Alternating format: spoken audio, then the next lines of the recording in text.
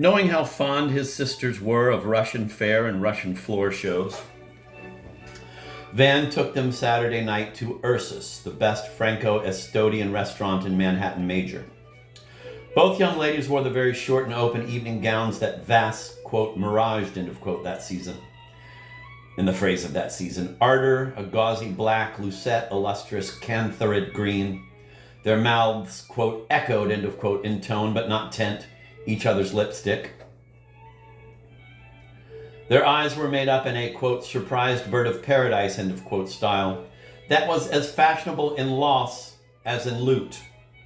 Mixed metaphors and double talk became all three Veens, the children of Venus.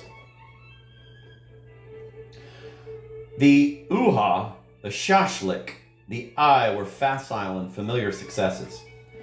But the old songs had a peculiar poignancy owing to the participation of a Lyaskin contralto and a Banff bass, renowned performers of Russian romances with a touch of heart-wringing Siganschina vibrating through Grigoriev and Glinka.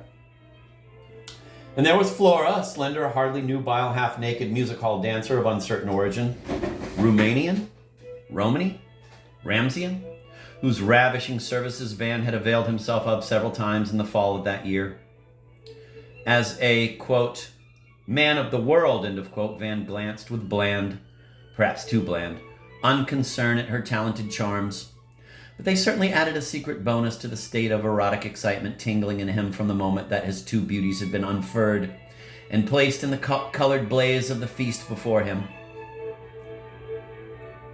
And that thrill was somehow augmented by his awareness, carefully profiled, diaphanely blinkered,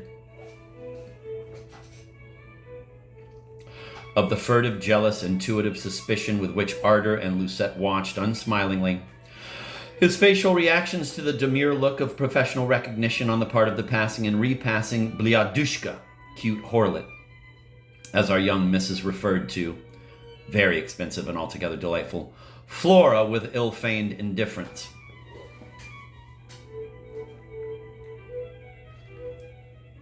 Presently, the long sobs of the violins began to affect and almost choke Van and Ardor.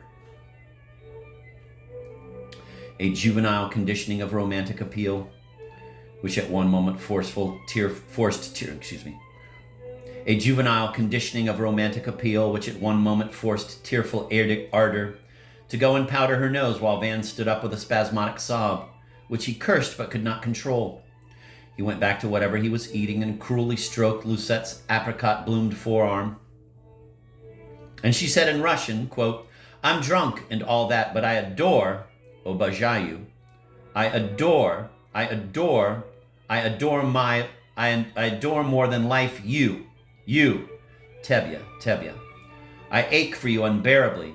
Ya toskuyu po tebi nevinosimum.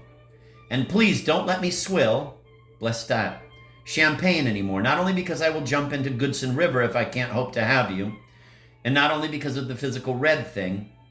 Your heart was almost ripped out, my poor Dushinka, darling, more than darling. It looked to me at least 8 inches long. 7.5, murmured modest Van, whose hearing the music impaired.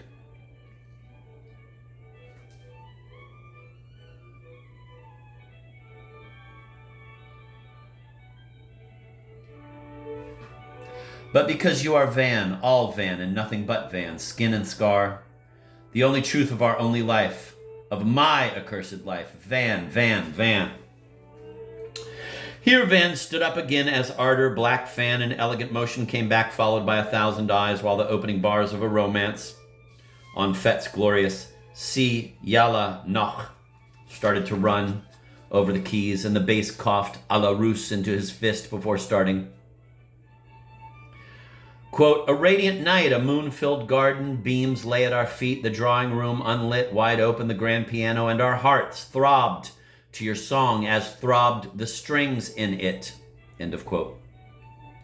Then Benovsky launched into Glinka's great Amphibrox. Mikhail Ivanovich had been a summer guest at Artis when their uncle was still alive. A green bench existed where the composer was said to have sat under the pseudo-acacias especially often, mopping his ample brow.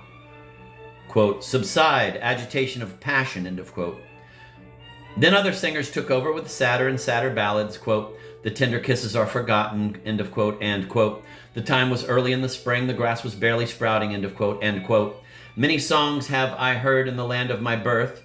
Some in sorrow were sung, some in gladness," end of quote. And the spuriously populist, quote, "There's a crag on the Ross overgrown with wild moss on all sides from the lowest to highest," end of quote. And a series of viatic plaints, such as the more modestly anapestic, quote, "In a monotone tinkles the yoke bell, and the roadway is dusting a bit," end of quote. And that obscurely corrupted soldier dit of singular genius, quote, "Nadezhda, I shall then be back, when the true batch outboys the riot," end of quote.